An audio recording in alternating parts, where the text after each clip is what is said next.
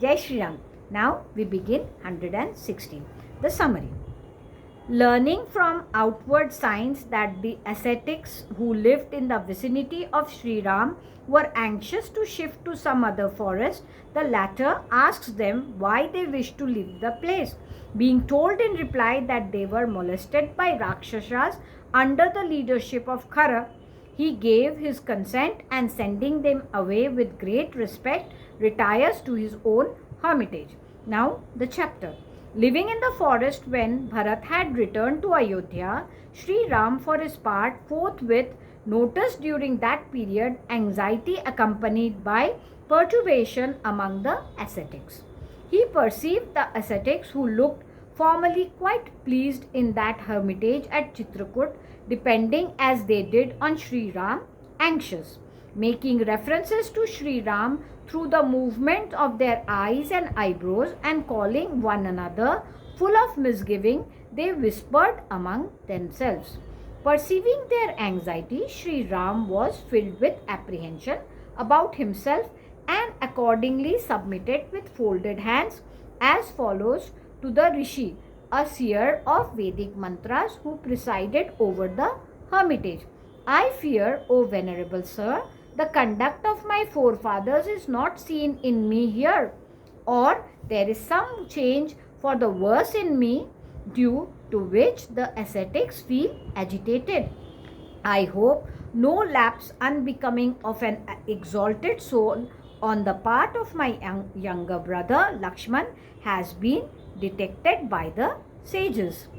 While attending on you, Sita, who remains solely devoted to my service, does not, I am afraid, follow the conduct wholly worthy of a young lady and showing due respect to you.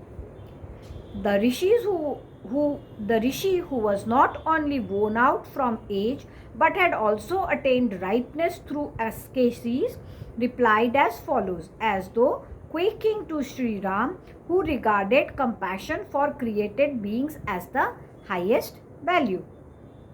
How can there be any aberration, my darling, on the part of Sita, a princess of the Videha kingdom, who has a benign disposition and is ever devoted to goodness, particularly in her attitude towards ascetics? This peril from the Rakshasa threatens the ascetics because of you who are kindly disposed to the latter. Alarmed by it, they hold conversation among themselves. Having uprooted all the ascetics in the Janasthan, a portion of the Dandak forest, a man-eating Rakshas, Khara by the name, who is a younger brother of Ravan and is presumptuous, victorious in battle, brutal, haughty and sinful, is intolerant of you too, my darling.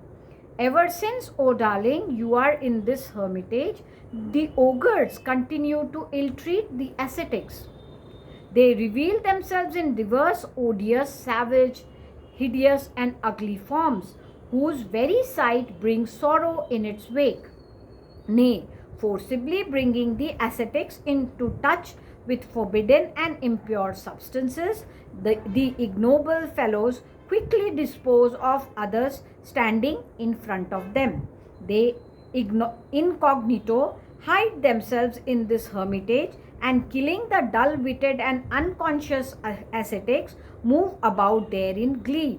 When the time of pouring oblations into the sacred fire has approached, they fling away sacrificial vessels such as the ladle, sprinkle the fires with water and smash the water pots. Desirous of leaving for good the hermitages defiled by those evil-minded fellows, the sages urge me to shift to another region today. Therefore, O Ram, we shall certainly abandon this hermitage before those wicked fellows exhibit bodily violence towards the ascetics. I shall then resort with my followers to the hermitage of sage Ashwa, who does not lay by anything for the morrow, consisting of an excellent woodland abounding in roots and fruits not very far from this place. If your mind feels so inclined, O Ram, depart from this place along with us. Khara proceeds unjustly with you as well, O Ram. Your continuance to at this place, O sign of Raghu, with your consort, although you are ever alert, and even though you are powerful enough to put him down, is attended with peril and conducive to misery. Now, Prince Ram could not counter argument,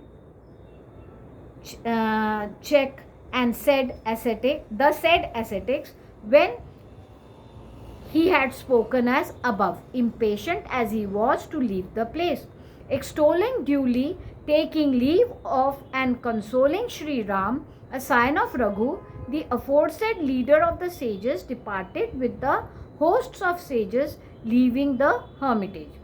Seeing off the multitude of sages from that area by following them to a distance, and greeting the rishi who presided over the entire host, nay, instructed by the sages about the duty, Sri Ram, when permitted by them, who were highly pleased with him, returned to his sacred dwelling for rest.